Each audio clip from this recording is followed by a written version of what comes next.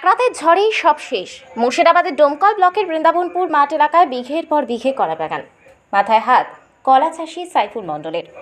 গত শুক্রবার সকাল থেকে আকাশ মেঘলাই ছিল। দুপুরবেলা হঠাৎ ঘন কালো মেঘ নিয়ে আকাশ ঘনিয়ে আসে। তারপরেই শুরু হয় জেলা জুড়ে ভারী বৃষ্টি। তবে শনিবার রাত্রে ব্যাপক বৃষ্টি ও তার সাথে ঝোড়ো হাওয়া শুরু হয়। আর সেই ঝড়ের তাণ্ডবে ডোমকল ব্লকের মধুরকুল গ্রাম পঞ্চায়েতের বিভিন্ন এলাকা সুলতানপুর বৃন্দাবনপুর মাঠের কলা বাগান ভেঙে তছনছ হয়ে গেছে।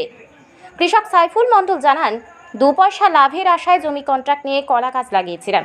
তাই কলা বিক্রি করে তা পরিশোধ করে যা থাকবে তা সংসার চালানোর কাজে লাগানো যাবে সেই টাকা।